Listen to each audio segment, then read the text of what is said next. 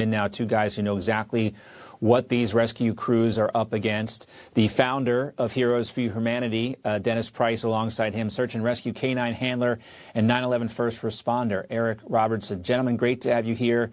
Dennis, great to see you again. Dennis and I were down in Jamaica last year after the hurricane. Erick, it's great to meet you as well. Erick, let's start with you. You think about the things, and so many of us have watched search and rescue operations on television in dramas.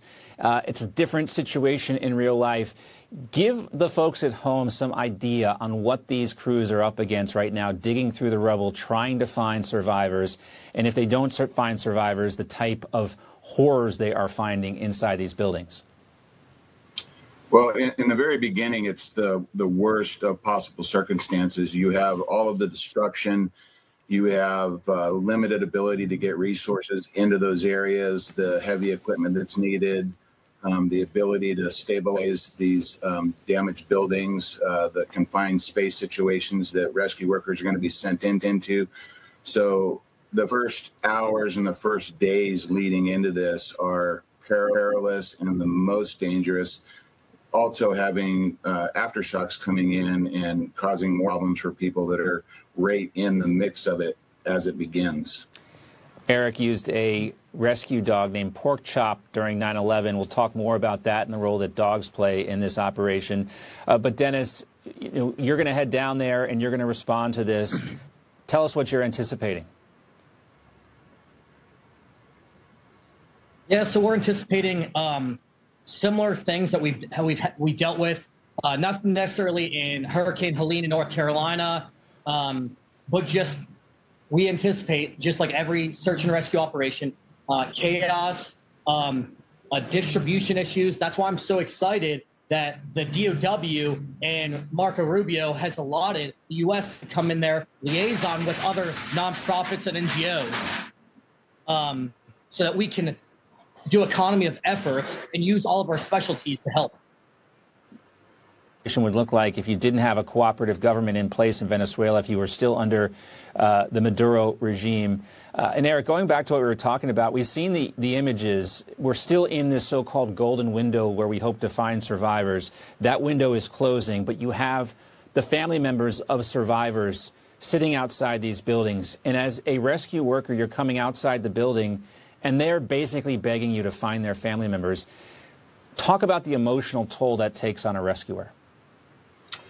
Well, it's very difficult to have I'll just call it the outside distractions of family members and people like that being allowed in close. We saw the same type of thing happen at Ground Zero on 9/11. It's very sad. It's very emotional.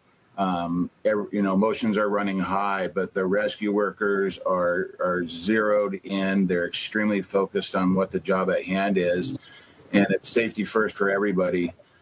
It's really just a snail's pace of getting all of the things established to make the scene safe so that people can go in and begin the difficult process of getting into these extremely bad destroyed buildings and being able to put in listening devices, bring the dogs in, and do the things necessary to focus and pinpoint the exact areas where everybody is going to be most effective. But it's a very, very slow process, and it's going to be more difficult, and we're going to see more, unfortunately, bad stories in the days to come. Dennis, real quick, let's talk about that golden window. How much longer can we realistically expect to find living survivors in the rubble?